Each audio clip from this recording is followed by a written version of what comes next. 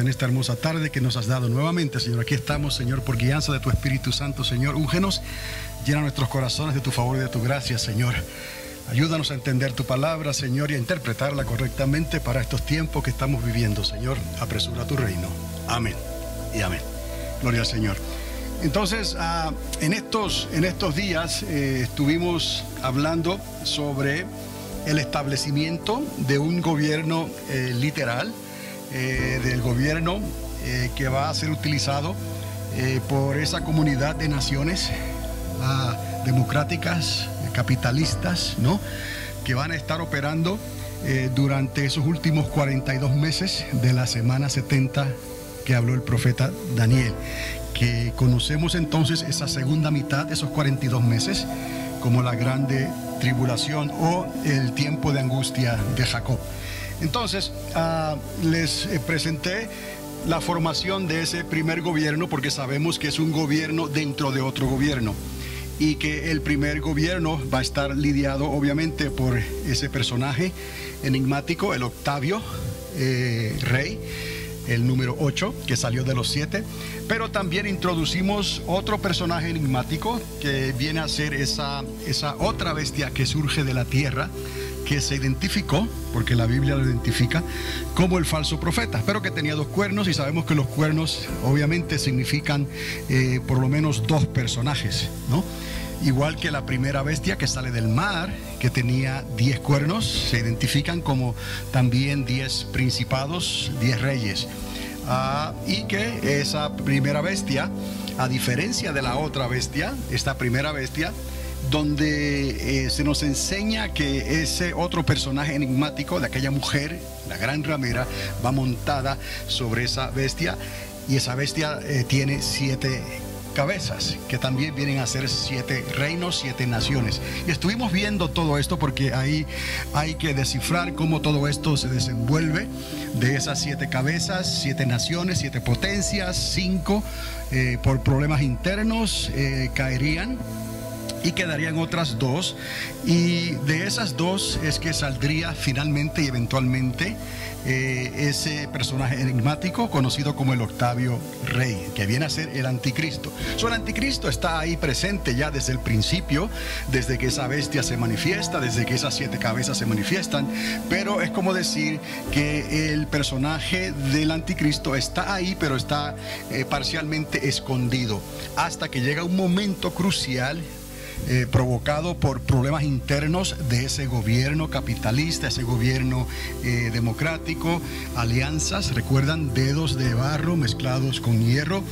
Y católico, lo usamos esa palabra, pero vamos a explicar más adelante, si hay que recordar algo, por qué el Vaticano tuvo algo que ver en todo esto, porque está incrustado en el corazón de Roma, no es por ninguna otra cosa, es la gran influencia que ha tenido el Vaticano, la gran influencia que ha tenido la religión católica y apostólica romana por todo el mundo, que resume a 2 grandes religiones universales, globales, que viene a ser entonces el catolicismo romano y el islamismo, y entonces eso lo corrobora la historia.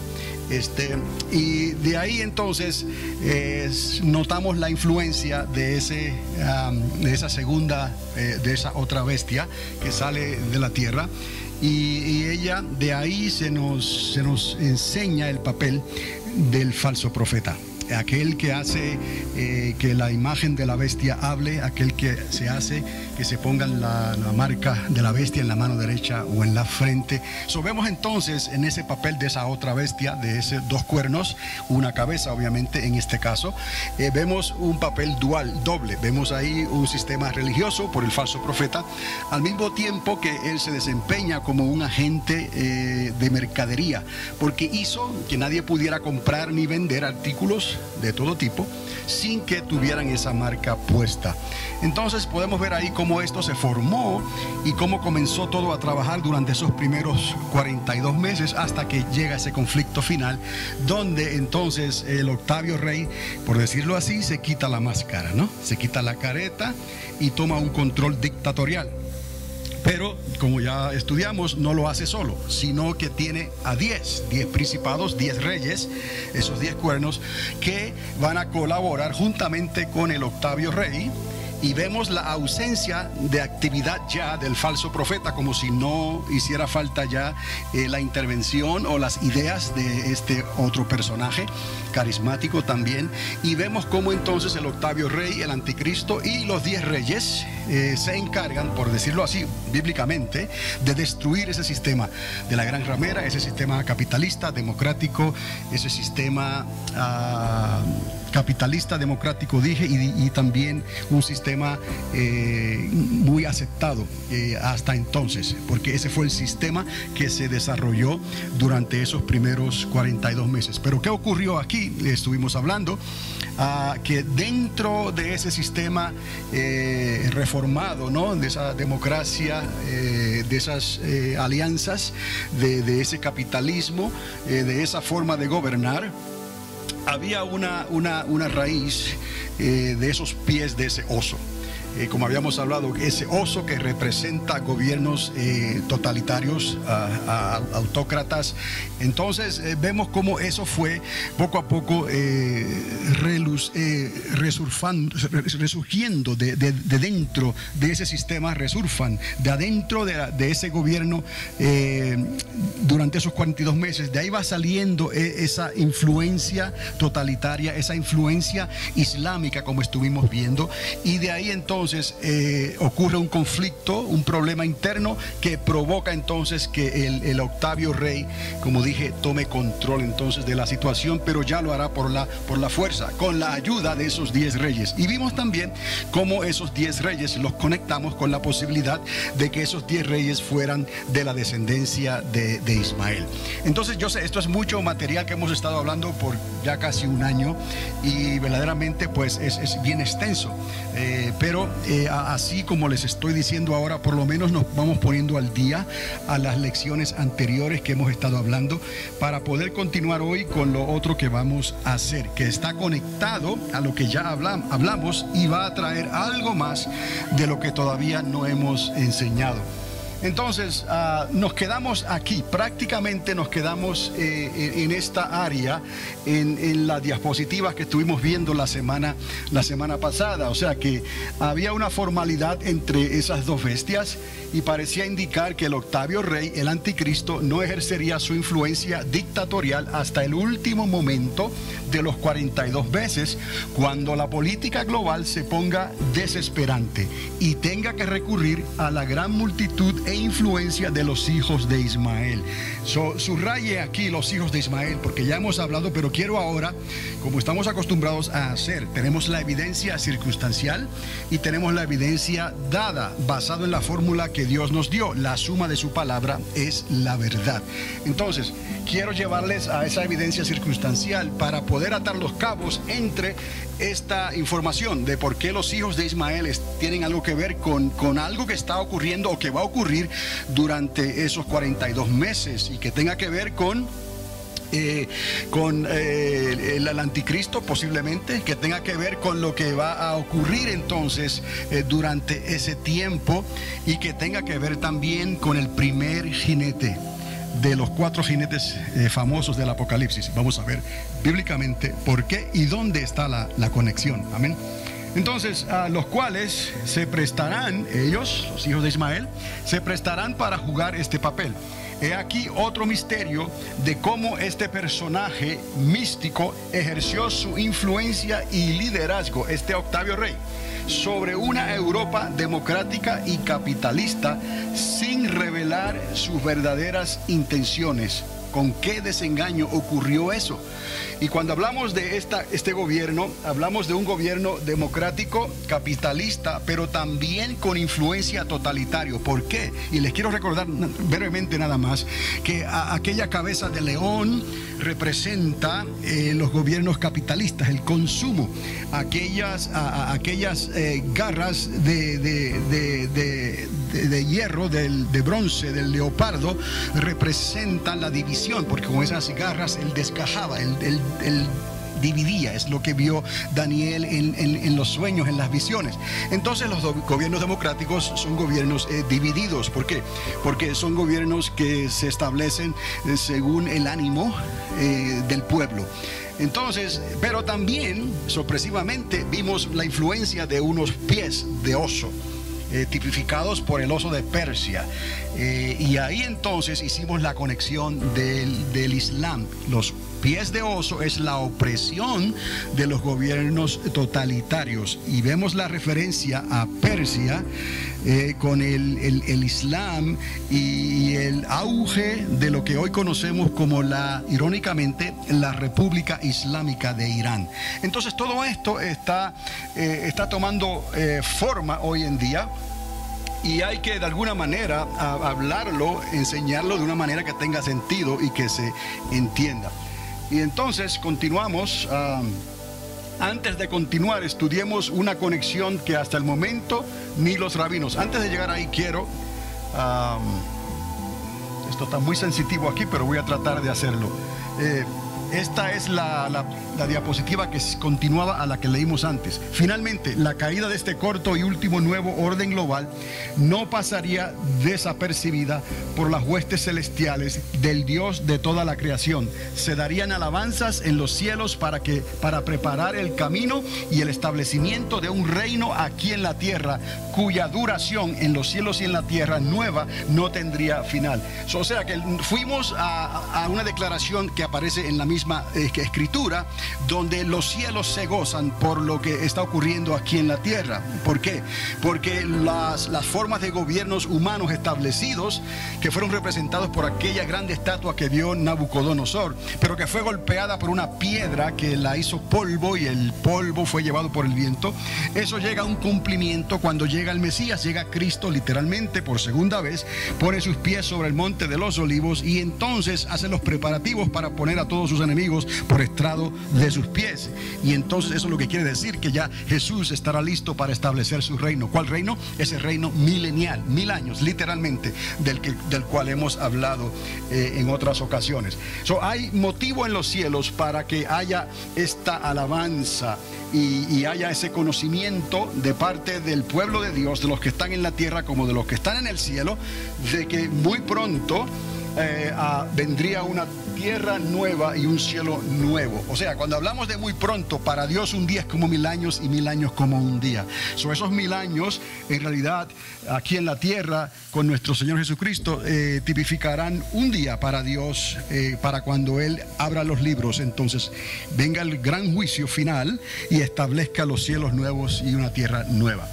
Ahora, otro enigma de los que hemos estado resolviendo aquí en la Escritura, en este libro de Apocalipsis y de Daniel, otro enigma que nos queda por resolver sería la respuesta al tiempo y el lugar donde las bodas del Cordero serían celebradas. Y eso es una pregunta válida, porque hablamos de las bodas del Cordero. Tenemos que saber cómo conectar eso y colocarlas en la profecía bíblica y en el tiempo en que estamos interpretando.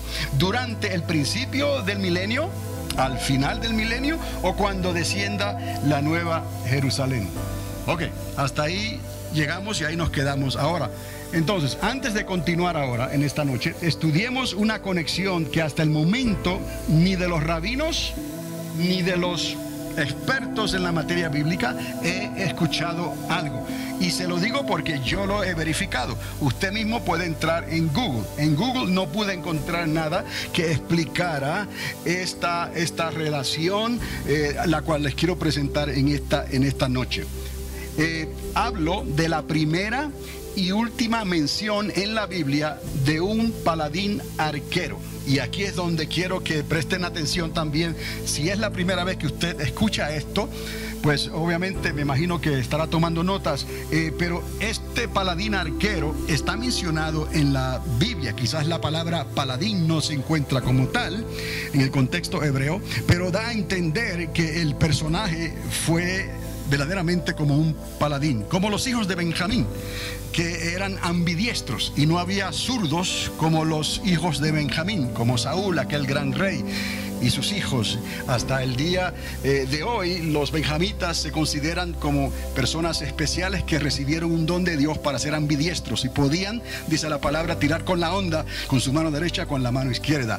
Podían usar la espada con su mano derecha, con su mano izquierda, y podían hacer maravillas y proezas con cualquiera de las dos manos. Bueno, así entonces la palabra arquero tiene su comienzo en un punto dado. Vamos a relacionarlo. ¿De dónde aparece esto? Por primera vez. ¿Por qué? Porque en la Biblia también hay una última vez cuando se menciona algo. Y si podemos hacer una conexión entre la primera vez que se menciona algo y la última vez que se menciona algo, quizás haya una relación. Hay más de lo que se puede ver a simple vista. Y el Señor nos está tratando de decir algo. Y eso es lo que queremos ver en esta noche. Ahora, esa palabra arquero, a quien, y ese personaje, a quien se le prometió un reino. Ciertamente a ese personaje se le prometió un reino. La palabra aquí que estamos hablando es arco o arquero.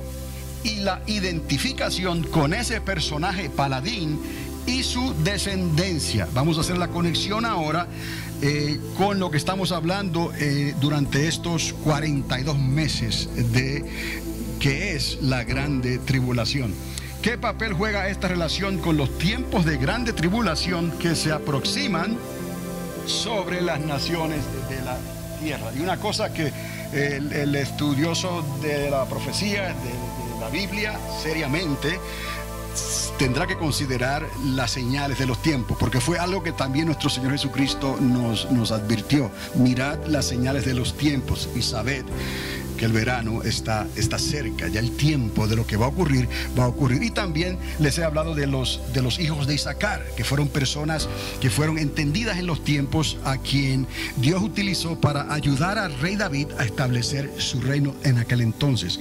Pues como los hijos de Isaacar, nosotros en estos días estaremos ayudando en cierta manera a interpretar y a divisar los tiempos que estamos viviendo como los hijos de Isaacar por medio del Espíritu Santo, antes de que el hijo de David venga y establezca su reino milenial en esta tierra. Entonces,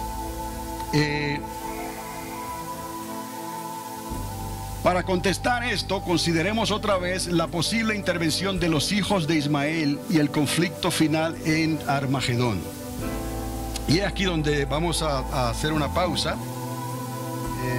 Quiero asegurarme que estoy en la página correcta. ¿Cuál fue la última pregunta que hicimos? ¿Qué papel juega esta relación con los tiempos de grande tribulación que se aproximan sobre las naciones de la tierra? Y entonces, para contestar esa pregunta, hay que considerar entonces esa posible intervención de los hijos de Ismael y el conflicto final de Armagedón. Evidencia circunstancial, ¿ok? La palabra arco aparece por última vez en la Biblia en Apocalipsis 6:2. Vamos a comenzar en la premisa esta de que vamos a ir a donde aparece la palabra arco por última vez en la escritura, y después los voy a llevar a donde aparece por primera vez, y así logramos hacer la conexión.